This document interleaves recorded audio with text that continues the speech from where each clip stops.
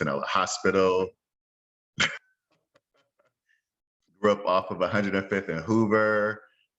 So, so I'm definitely connected in that way. And I still have family all throughout LA, from Hawthorne, Gardenia, all the way down to Long Beach, and all the way up to the Antelope Valley. Because, you know, Black folks migrated to the Antelope Valley because LA was getting pricey. So yeah, it's Long Beach. So graduated from Long Beach Wilson, actually. So that's pretty cool. But I'm here to talk a little bit about, I guess, my story.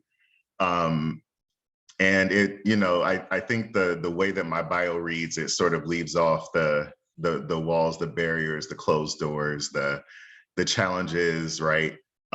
People don't often talk about that, you know, in their bios and in their talks. But I do want to say that growing up in LA, I felt like there was a lot of room and space for community organizing, and a lot of room and space for communities to come together and respond to systemic issues. And I'm happy to see that a lot of that work has, not only have I been able to be a part of some of that work, but that work is still ongoing through many institutions and through many leaders that are still connected to the community intimately. So as I mentioned, I grew up in Los Angeles, and I had the opportunity to serve in the U.S. Army as a senior paralegal. And after my first tour, I decided to end my military career, recognizing that though I appreciated the discipline and the structure that the Army life provided, that there was still something missing for me from the experience. There was something missing about being able to really connect with people in a real way, as well as the opportunity to exercise and practice law in the way that I wanted. So my goal as a young person was to become an attorney. I had no knowledge or perspective about going into science, but after the military, I completed my first undergrad in psychology, then moved to Atlanta. And I don't know if anyone here has perspective about Atlanta, but Atlanta is ripe with lots of systemic and structural issues that impact Black communities. So I was faced with many of those issues, particularly as it relates to HIV, hypertension, and really the intersections of health and structural inequalities, as I mentioned. So there I co-founded an organization there that was focused on HIV prevention among young Black gay men specifically, and served as the inaugural executive director of this organization. Starting this organization, this public health organization at 22 was sort of my introduction to public health. And it was heart-wrenching, to be honest. Many of the young people that I was meeting were 14, 15, 16 years old. Many of them were either newly diagnosed with HIV or had recently seroconverted. And I honestly felt like there was not enough being done around HIV in Black communities. And so that was, for me, sort of the catalyst or the impetus for me to move in this way. I served as the executive director of this organization, as I mentioned, for just about a year and a half or so. And we really took the organization from being sort of this idea on paper to this organization that had funding and resources from the county, from foundations, and from the health department to support outreach and education, as well as intensive therapy sessions with people who recently seroconverted, and being able to also provide services and stipends for people to assist with housing and food, et cetera. So after, doing this for a little bit, I decided to really dig deep into this public health phenomenon and really dig deep into what was happening with our communities and health. Still in the back of my mind thinking I'm gonna take a step back at some point and continue on my journey to become an attorney. But I immersed myself in every single training that I could get a hold of through the CDC and through the health departments to learn, what are effective behavioral interventions? What are public health strategies? What what does, surveillance mean? What does incidence and prevalence mean in our communities? And how are, safety protocols and data sovereignty considered with respect to Black bodies? So these are, questions that I had as I was coming into this work. And through those trainings, I was able to get answers to those questions. I went on to complete an additional degree in criminal justice while implementing prevention programs, health promotion programs throughout the East Coast and Midwest. Continue on that journey, I ended up going back to school, and because I'm a lifelong learner, so ended up going back to school and getting 2 master's degrees in management and org leadership. And eventually sort of took a step back, and I ended up running another organization, helping to save it, actually. It's in New York, called the Mocha Center. It was sort of struggling when I came on board, and the board of directors hired a colleague of mine who then hired me to direct programs, and we saved this organization from closing. And it was really critical to Black communities in the Western New York area of New York State, Rochester, Buffalo specifically. So did that for a couple of years, and I ended up getting a call from some colleagues who are based here in Seattle, which is where I live now. So back on the West Coast, I went to accept a job doing research education around the US, specifically regarding building capacity among researchers to become more trustworthy and to help support community education in Black and Brown communities so that we can better engage in science. I decided then, okay, I've been doing this public health thing for about 13 years now. Maybe this is a career. So I decided to then go and get my PhD in epidemiology, and have sort of been doing this work since. I have lots of titles, I wear lots of hats, so I stay busy. And contrary to popular belief, I do sleep.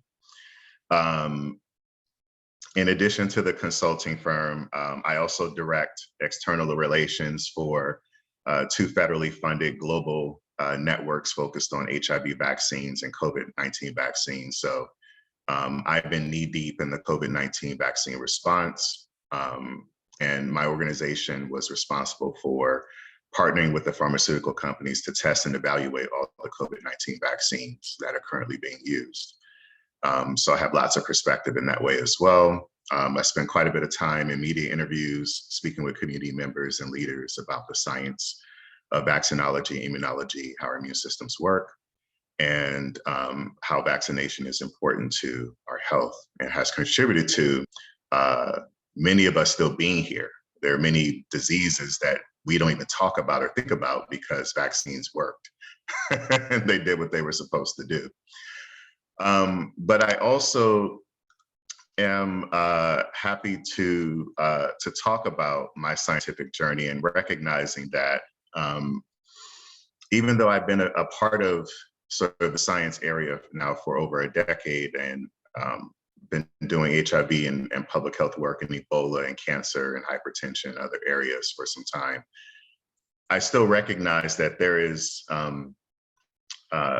still lots of issues in the medical community. There's still lots of issues in the research enterprise, particularly as it relates to our community. And that those issues are not just historic.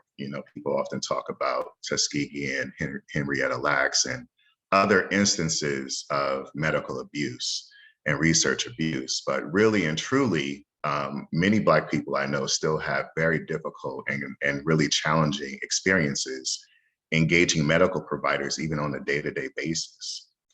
And so the relationship between medicine and the Black community, I think, needs to be repaired. And I think the onus and the responsibility of doing that work starts on the medical community side. And this is a message that I continue to champion and push to my colleagues who do direct service, who provide direct care, as well as to those who are conducting research like myself. We can't expect Black communities, my community, to step up in volunteering trials or to engage in medicine, to engage in preventive medicine when we aren't being respected, our dignity isn't being appreciated, and we aren't being treated as people when we walk in the door. So this is a really important message. And I think, you know, for me, part of the reason why I'm still doing this work is because I feel like there's so much to do, but also because I recognize that part of the reason why the field part of the reason why the field has moved the way that it does in terms of, you know, the experiences that our people have engaging in medicine is because there isn't enough of us in the science. There isn't enough of us doing medicine. There isn't enough of us doing dentistry or even, you know, being physician's assistants or even nurses. You know, so there's lots of opportunity for more of us to get into this work. And, you know, a lot of people will say, well, you know, Stephaun, I hear you. I think that sounds all great, but I also know that people are looking for people who look like us to join clinical trials. And I can say to you that the COVID-19 vaccine trials had some of the highest rates of diversity in clinical research that have ever been recorded in the US history. We actually had more than 40% Black and Brown people in the clinical trials. And that's unprecedented. Typically for a clinical trial that leads to licensure of a product, you'll have less than 1% Black people involved, if any Black people were involved in that clinical trial. And that's for even things that are available at your local pharmacy over the counter now. But with these trials, we had more than 10% Black people. We had more than 20% Hispanic people. And part of that's because, you know, folks like myself and my team and other teams we're out there, we're doing the work, we're engaging people, we're communicating, we're you know, meeting people where they are in terms of their understanding of the science, their understanding of the medicine and of the process, but we're also intentionally engaging people to be a part of the process in the design of the clinical trials.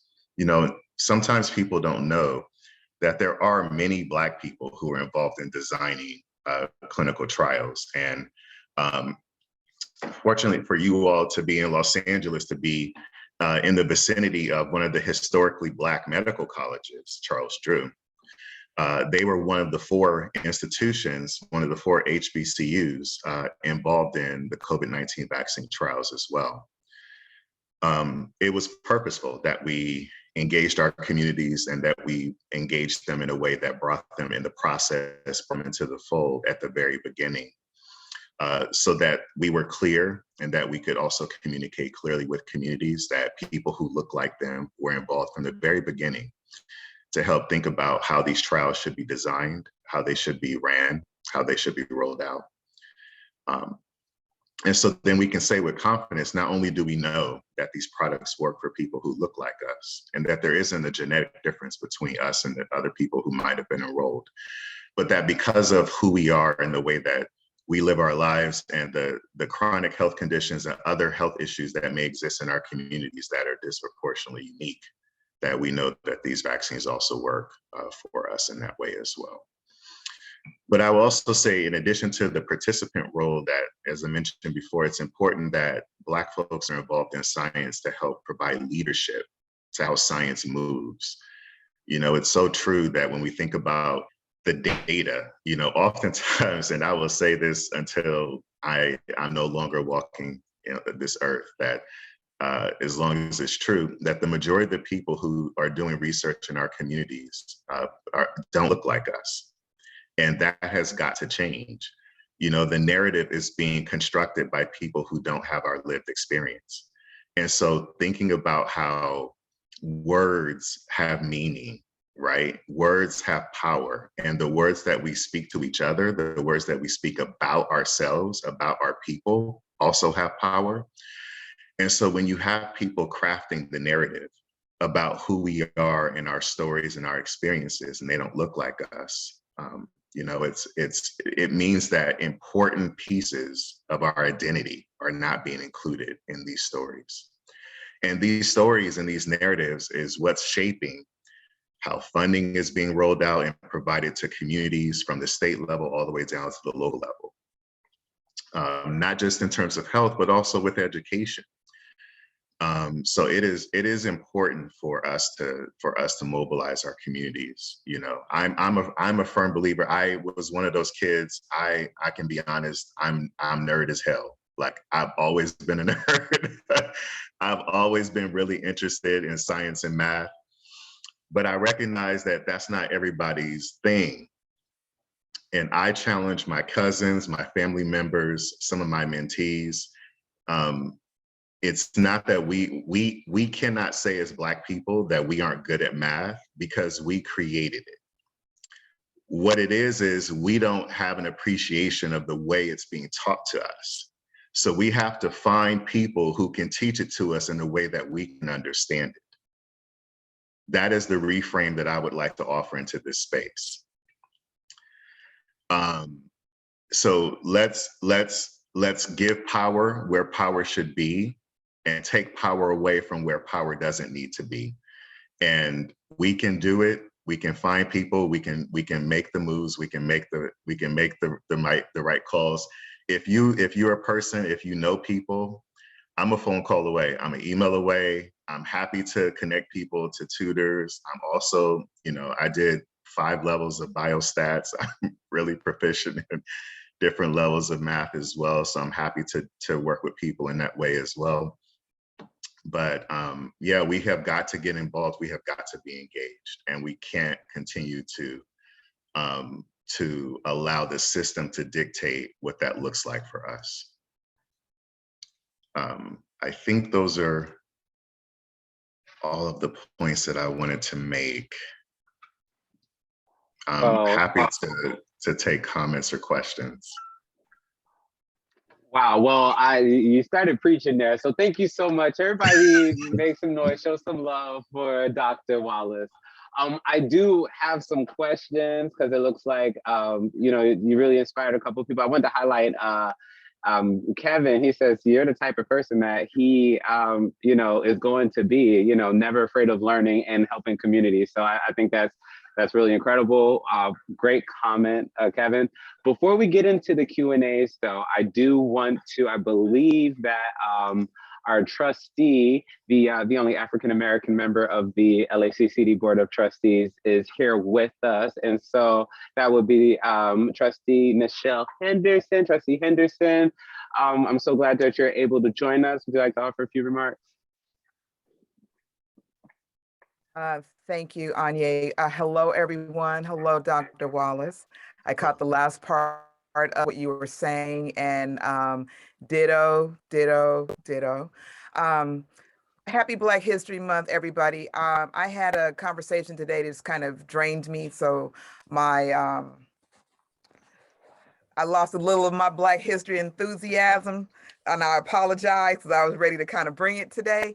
But happy Black History Month. I hope that you all are well. Thank you for joining in this really meaningful conversation.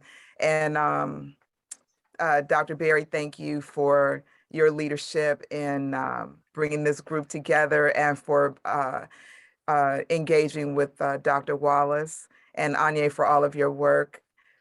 I'm sorry, I'm at a loss. I apologize.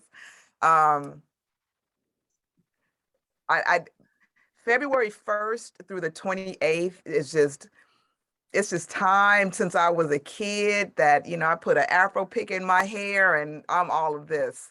And today, a simple conversation just wiped me out.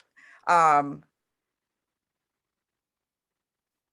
I really want to talk about the importance, and really touch on some of what Dr. Wallace was saying, just about how important it is to have us in spaces and places, and to really think intentionally about what our needs are as faculty, as staff, as students, and how we work towards intentionally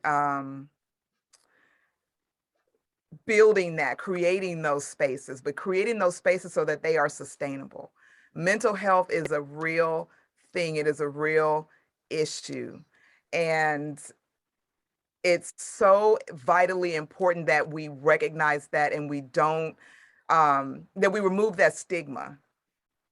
When we, when I sit with my girlfriends over wine, I'm addressing my mental health, and we don't tease each other, we don't belittle each other. But when you go to a therapist, it's, oh girl, you have to go and talk to somebody, right? And so it's so important for us to just acknowledge that sometimes your homegirl, your homeboy, they can't help you with the challenge that you have. And we really need to address that on our college campuses, especially as we deal with COVID and that initial isolation that so many people were experiencing at the onset. So thank you all for being here. And, as always, I strive to be that voice on the board that tries to make some things happen and, push the needle just a little bit. And, so thank you all for your work and in this work, because some people talk, but they're not walking the talk. And we really do need some change to be made, and some things will happen.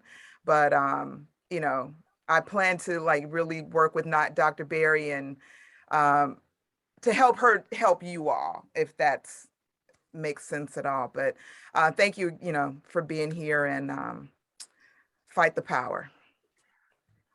Thank you so much, Trustee Henderson. And I know I'm 99.9% sure that whatever difficult conversation you were having, it was in the interest of defending us and working for us and all of that. So I really appreciate it. And I'm sure I speak for everybody sending the love right back to you. So thank you.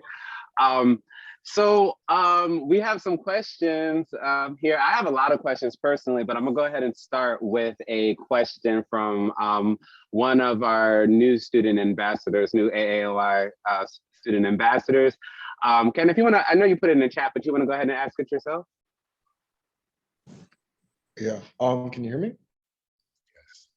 Yeah, so touching on something you brought up earlier, Dr. Wallace, you said that you started your organization at 22. And, I know some people, depending on where you look or who you ask, some people may say that 22 is relatively young. Some may say, oh, that's a little old, whatever.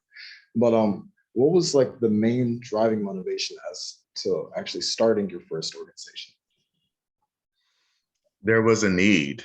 None of the organizations in the community that I was living at the time were focusing on this particular issue of HIV, particularly among young people.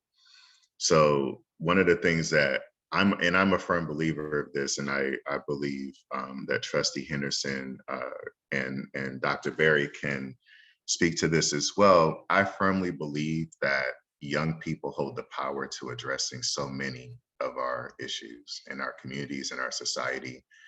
And the more that we give young people space and opportunity and resources to just let them figure it out, the more opportunities they have to build those bridges and create those innovations and those interventions to respond to the issues that they're experiencing, and that impact also the broader community. So there was a deficit of work being done in this area.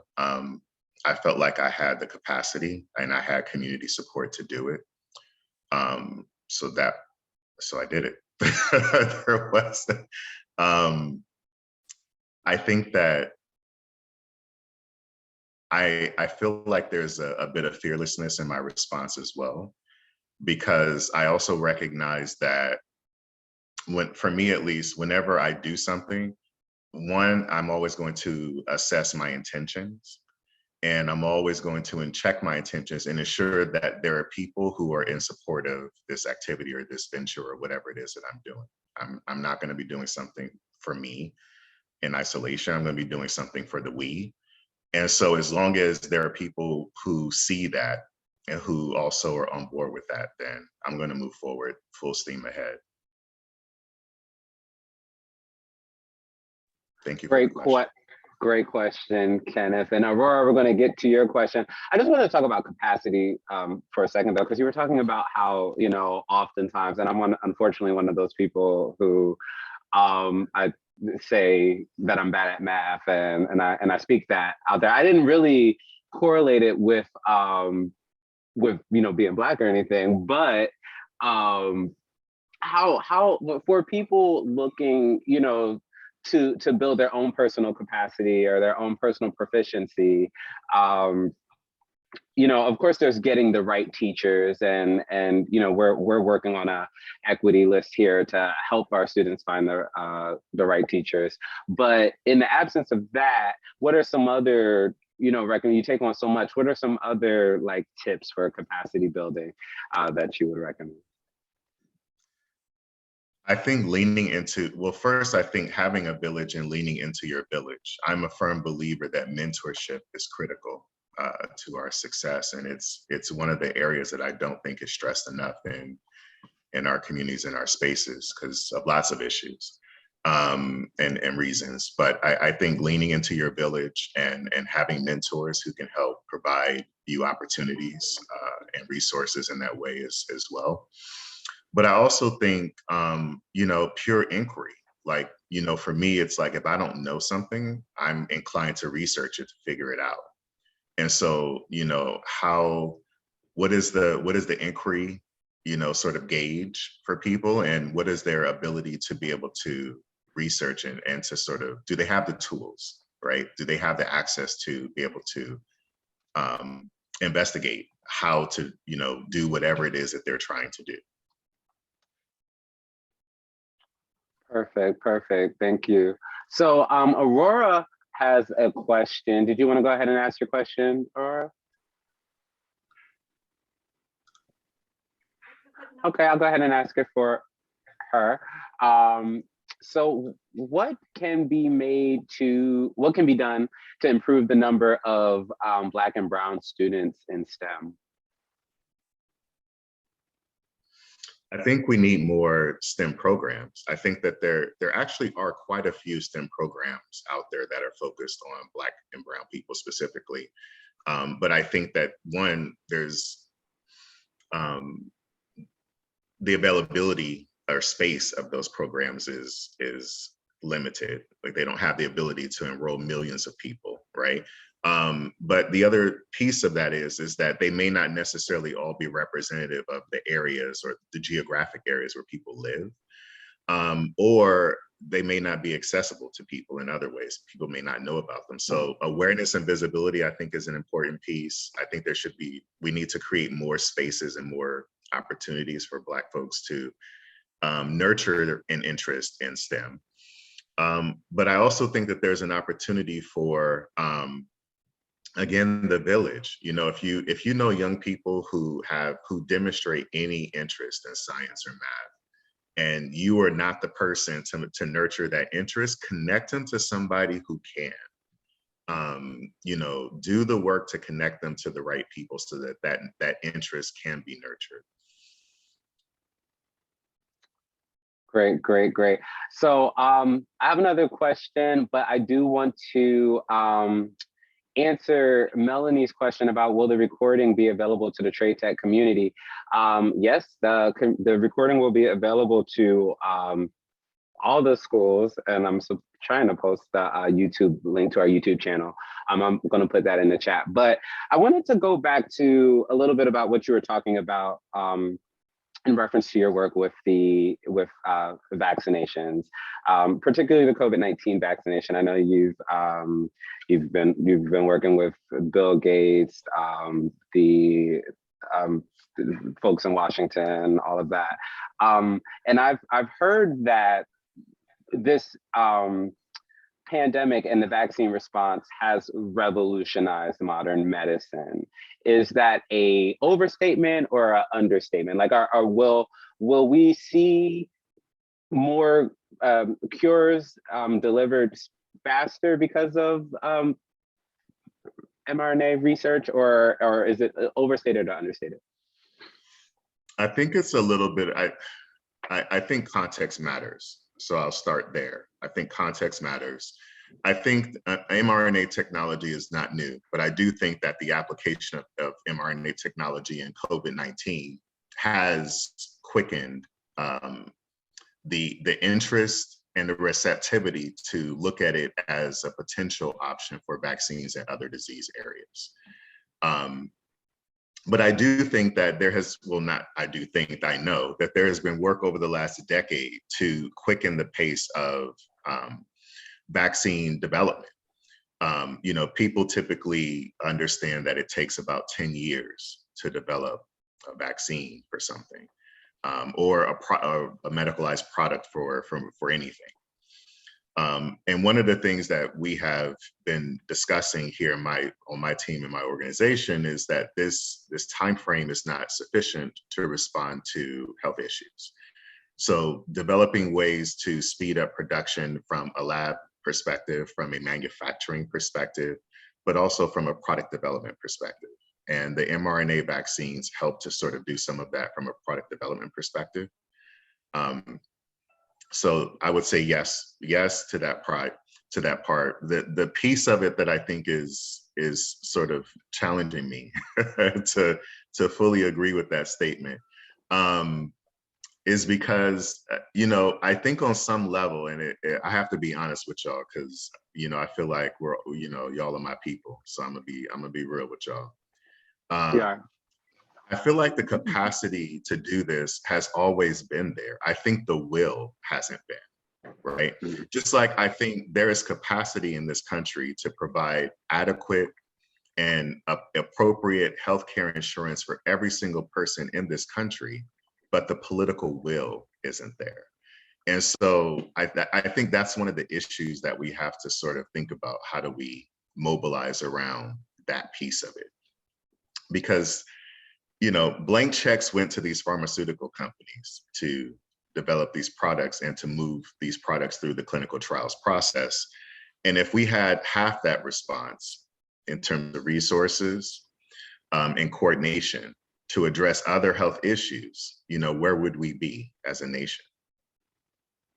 God only knows. So we're gonna wrap up after a few more questions. So Kenneth, go ahead and ask your question. If anybody else has questions, please put them in the chat or raise your hand so we can make sure that we get those answered. Go ahead, Ken. Okay. So my second question to you is, what do you think the biggest wall stopping Black students from going into the STEM field? Whether it be cultural, institutional, such as like the problems with the educational system. What do you think is the biggest wall stopping Black students from going into STEM, any field of STEM? I don't know that there is one thing that is the biggest necessarily. I think about this from the lens of sort of what are the downstream factors, like what are the things that are in close proximity to people, right? And then what are sort of upstream factors? What are the things that are more systemic in nature? So I think that, you know, I think racism is one of the systemic factors that's, you know, that's the barrier to this on some level. That being a part of funding and those sorts of things, but also proximity, right? Like how many Black kids are actually being recruited to go into medical school as an example, right? Or being introduced to labs and science concepts early in life to be able to even have the interest to sort of massage and nurture to do this. But downstream, I think that there is, I think that there's some biases and there's some other things that are happening in our community. And I think some of the things that I described that are upstream, I think some folks in our communities have internalized those things, right? And so because the perception is that medicine is all white people, then there may be some folks out there who feel like Black people shouldn't pursue this, right? And so there's this attitude about it, right? I think that that's a barrier. But I also know that, as I mentioned before, there are programs that are designed specifically for Black and brown kids who are interested in STEM. And I think that we just need to continue pushing to get kids and young people who are interested. I know that here at the University of Washington, I developed a program specifically for community folks who are interested in science, before folks even think about pursuing, academic training and, taking out loans and doing all this kind of stuff. How about let's get you trained, right, as a researcher from an academic lens. Let's get you into the academic center. Let's get you access to academic training. So you can take courses, you can get training, you can do all of this. And then we're also going to give you a pot of money to design a research project that you can work on in partnership with an academic researcher as a mentor, in order to really develop, right, and nurture that interest in that way. I know also at my institution, we have a program for high school juniors and seniors who are interested in science, who are interested in engineering in that way. They can come on campus and do a summer internship for like 8 weeks, where they actually work with someone in a lab like mine's or someone else's, and follow us, they shadow us, they actually work on a research project. For basic scientists, they're working on analysis of some samples of some sort. I don't work in the lab, so that's I don't work in the microscope lab, so that's not my thing. Or they might work in a social and behavioral science lab like mine, or epidemiological lab like mine, where we're thinking about a population level health issue that we want to, or question that we want to answer, and what data sets we need to look at in order to analyze the data to find the answer to that question, and developing the hypothesis and the proposal and the research questions and structuring and all of that, and going through that whole methodical process. So as I mentioned, there are things that are happening. I just don't feel like it's enough. I don't feel like there's enough of it out there that reaches our young people. Okay. Yeah, that's a lot to chew on right there. I know you said it was your last question, Kenneth, but I saw the follow-up question that you had put in the chat, and I think that's something that a lot of people will kind of want the answer to. So could you ask that one as well? The last one, the next one after this? Yeah, about the fearless. Yeah, that one. Okay. So, Dr. Wallace, you seem like a very fearless person, just from how you started up your story and your initiative to get to where you are now. It's like you said it yourself, you're a very courageous person. And as a courageous person, how do you look at somebody else who doesn't have that sort of initiative, that sort of courage to step up and speak, look at the issues? Because everybody can see issues. It's the difference between those who can see them and those who act to improve on those issues that exist. How do you, as somebody who has that initiative, create or develop that initiative in somebody who doesn't have it, who doesn't think they have it? Yeah, I think part of it is about proximity. So how can we connect people and get them in close proximity to people who are doing the kinds of things that they may be interested in doing? And so sometimes that will help that person identify their light, right? And being able to sort of help find their courage in that way. And then also sometimes I think it's just about putting people in situations as I mentioned before, I'm a firm believer in giving young people space and resources and access. So if there's an opportunity to provide people, young or not young, an opportunity to provide them with resources, funding, or a project that would allow them to take this and with some training or with some support to really do something with this, how might that nurture, right, and grow their courage and their confidence in being able to take on more or to do more. So I think that that's part of it too.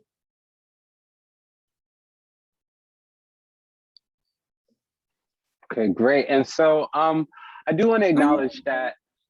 Yeah, before I'm sorry, but I think Jennifer's question, I know you said questions, but can Dr. Wallace speak to Jennifer's question? I think that's important for our students. That's a great question that Jennifer. For sure. I also have a question from Rachel as well, so we'll go ahead and get to those questions. I did just want to acknowledge that Chancellor Rodriguez is with us, and so he'll be providing closing remarks in just a few moments. But Jennifer's question for Dr. Wallace is, there's a lot of Black and brown people that are very skeptical about the vaccine, especially when the CDC doesn't seem to have our best interests at heart. How do we encourage them to get vaccinated, or where can we direct them to get trustworthy information when there's so much misinformation out there? That is a great question. I am not an agent or affiliated with the Centers for Disease Control. So let me start my response in that way. I don't represent that organization. And I will say that, you know, the folks I think who have a lot of perspective about this that is trustworthy are the people who were working on the vaccines. So there's an opportunity to get access to the folks who were working on the vaccines, the clinical trial physicians who were enrolling participants in the studies, folks like myself who are working at the operations and coordination centers responsible for managing the trials globally.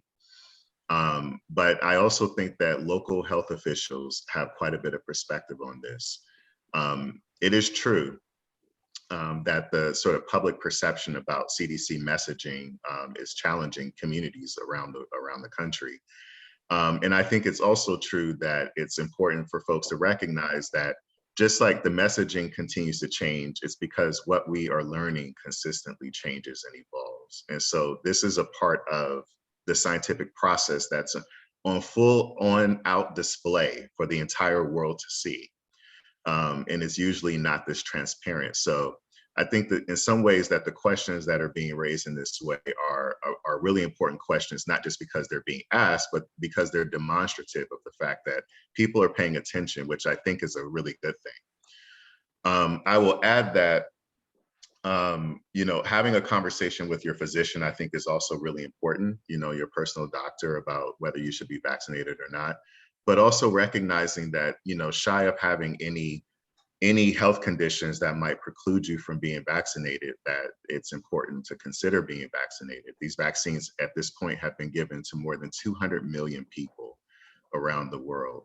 And the side effects that are more extreme are extremely rare. And so just like with any vaccine, we're gonna see breakthrough cases because no vaccines are 100%. And these vaccines are really high in efficacy, higher than most vaccines, actually. So this is a really important step, I think, towards how we think about vaccine development. I'm also happy to provide information and materials to you, Anya, Dr. Berry, and others to share with the group regarding the vaccine development process. We have infographics that we've created that provide this information without all the scientific jargon, you know, and really plain language. And, you know, feel free to share this out, you know, to whomever is seeking the information as well. I'm happy to also, you know, speak with folks if they have specific questions about a particular vaccine or how it was designed, or even the ingredients. I'm happy to cover all of this information. So.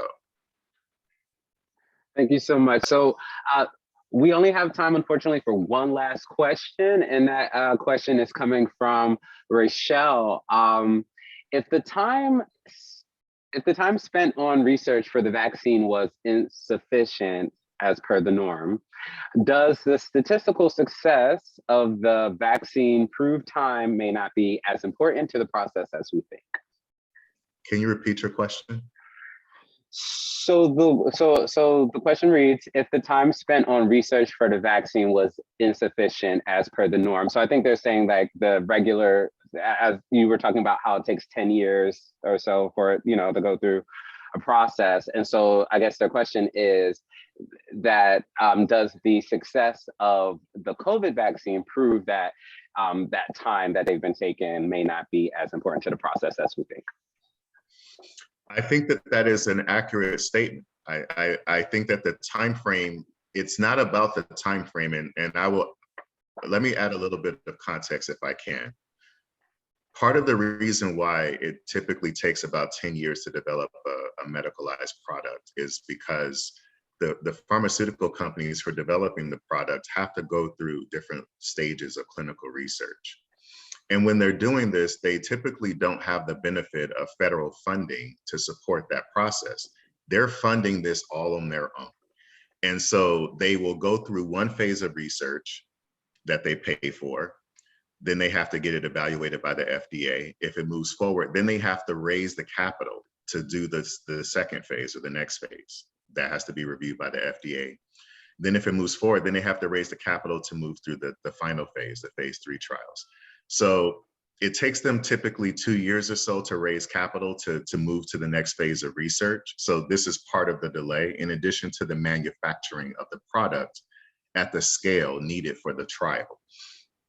Again, what the federal government did in the COVID response is provide the pharmaceutical companies a blank check and basically funded their ability to, one, manufacture products at risk before they were needed, and two, to fund the development and the implementation of the trials. So this basically cut those periods off, right, where they're funding the research and they have to go out and get the funding to do this, that cut that down. The other thing that's important to note is that there were other coordination activities that happened at the federal level to help move this process along also. None of the steps that were traditionally associated with conducting research or with product development were skipped. A lot of things were just sort of layered on top of each other. And so in this way, we were able to also save a little bit of time. So, but to your point, you know, do we need 10 years? No, especially when there's funding from the federal government to move it forward. The challenge though is that that funding may not always be there. And based on the comment that I made earlier, the question that I would pose to you all is, you know, we saw what federal funding can do to support the COVID-19 response. Would you all want to see that level of funding and response for other diseases or in other health issues? And if you do, you know, who are some of the people that you might want to talk to to sort of help move that forward? And so I have some ideas about that as well, and that could be a whole nother conversation. But I hope that was a helpful response.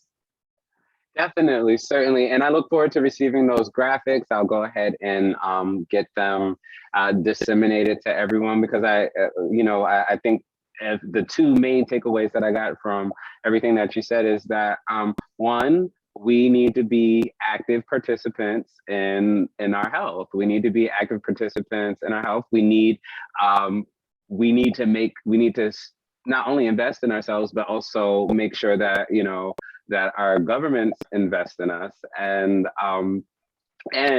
we need to, if we want affirmation, you know, and this kind of goes into beyond the medical, into the you know, math and stuff. If we want affirmation, you know, it is on us to seek it out. So I really, really, really appreciate you being here. I hope that we can have you again sometime. Everyone, please join me in celebrating and giving a round of applause to Professor Wallace, Dr. Wallace. Okay. Thank you again. You're welcome. Thank you so much. And just as a segue, I see Junpeng Wang's, I'm sorry if I mispronounced the name, saying that they think these problems are more like monetary and political. And I agree. And I don't want to get too political, but I'm, as a political science major, I'm really interested in the Obama, quote unquote, Obama coalition. However, I know that is, you know, that's an individual and that's a person. And so maybe the first time I heard the chancellor speak about the Black and brown myth, you know, he rephrased that in a way that I thought really just, you know, really put perspective to the alliance and the mutual support that, you know, communities of colors have for each other. So with that said, thank you guys so much on behalf of the team here at AAOI, Dr. Berry and Dr. Lindor. We really appreciate you for being here. I'm going to turn it over to Chancellor Rodriguez for closing remarks. Thank you so much. Dr. Wallace, I only caught that part of your presentation. Thank you for being and joining the LACCD community. I'm very pleased to be joining with our Vice President of the Board, Nichelle Henderson, and the AAOI team, and look forward to having you back. Just, you know, I can't help but get inspired by not just the Black History Month, but every month, as I've heard Trustee Henderson say, is Black History Month at LACCD. We've got work to do, But my message to each one of you who are listening today, and I hope that you would carry this to other students, to your brothers and sisters. And see students, my apologies again for late. I'm coming to you from Tucson, Arizona. I just finished a speech on telling the LACCD story to a national audience. And it was wonderful to represent you and to speak out about what we're doing here in the areas of diversity, equity, inclusion, but what I wanted to share as I close here in this program is to always ask you to give yourself license to engage, permission to excel. So I commend each one of you for your participation today and for showing up. And what I like to share with students is to be comfortable with your ambition. Your human nature, students, is to not curb it. Don't put it on the side. Brilliant shot. What you can control, sometimes you can't control circumstances, things that are happening to you, but we can always control our attitude and our effort. And beware of that thing called self-doubt. I've seen in my 36 years of working with students at the university and community college level, self-doubt extinguish the dreams, hopes, and aspirations of individuals. You know, I get inspired by Maya Angelou and this particular quote where she says, and I quote, "I am the hope and dream of the slave." And in my case, I would say I'm the hope and dream of farm workers, which my parents were factory workers. You will discover that you are the manifestation of your ancestors. We are the manifestation of our ancestors, and that our life did not begin the day that we were born. They imagined one day that someone in their family would go to college, and you are here now. It's also not as important where you begin, but where you finish. There's no shame in struggle of starting out at community college or great schools, no shame. And what I see with Black and brown students in particular, that they don't want to ask for assistance. They view assistance as a sign of weakness. Well, actually, it's not. Asking for assistance is a sign of self-awareness, of strength. And right now, with all the COVID stress, strain, anxiety, mental health stuff that's going on, if you need assistance, reach out. It's a lot of tremendous, culturally relevant, culturally responsive support for each one of you. So it's not as important where you begin, but where you finish. And I would suggest this, that your persistence, your resilience, your stick-to-itiveness that's happening right now, that's your resistance. Your persistence is your resistance. Put in the work. You know, when people talk about things that are happening, you got to put in the work. Build the skills, build capacity. There are no shortcuts. Use your education as a tool for self-expression, as a tool for emancipation, for making positive and productive change. Now, sometimes things are, ambiguous, things aren't clear, and we're afraid to fail. I'm going to ask, don't be afraid to fail. Failing is only temporary. It's when you give up that failing makes it permanent. So that's why avoid things like the procrastination and not hanging out with folks who have similar goals as you. So never give up. And the last thing, and Anya, I appreciate you bringing this up. I just wanted to throw out some thoughts. Let's not fuel or exacerbate the Black-brown myth. We absolutely share a common history and a common destiny. Take time to learn your family's history. Take some ethnic studies courses, and we're going to bolster that area. You will see more Black studies, more Black faculty in all disciplines throughout the years that come ahead. We, as Black and brown people, have a common and lived experience in dislocation, in miseducation, in being colonized. But as Black brothers and sisters, we share common roots of resistance, resilience, resolve, persistence, cultural identity, and unquenchable thirst for freedom.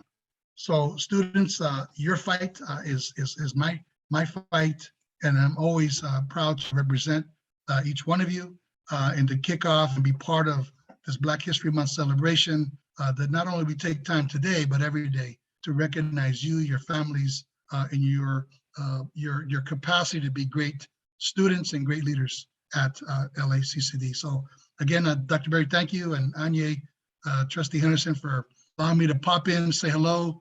I wanted to be part of it. I said, I'll be part of it some way, somehow. I was going to show, and here I am. So anyway, Dr. Wallace, appreciate you, brother, for showing up, sharing wisdom, expressing facts from fiction, and really educating us well. So again, thank you all very much for allowing me to join you this afternoon. I'll push it back to Dr. Berry.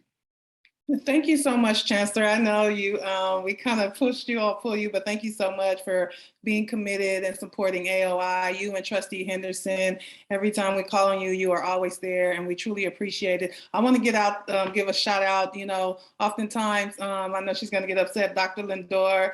She's kind of like the background thing, but she makes so much work, and oftentimes she's not the person, she's a woman of few words and a woman of a lot of action, right? So I just want to give a shout out to her and thank you so much, and all the support, Dr. Rando and our student ambassadors. Dr. Wallace, it felt like you were speaking to my soul and my heart, everything you said as an educator. We go through the ups and downs, and then we say we've knocked something out, and it's, so much more work to do, right? And I thank you so much. But to all the students, just know we are here to support you. Reach out. We want to make sure you are successful. We are here to support you, and I don't want to keep anyone any longer. And if you don't have anything else to say, Anya, happy Black History Month, everyone. That's all, folks.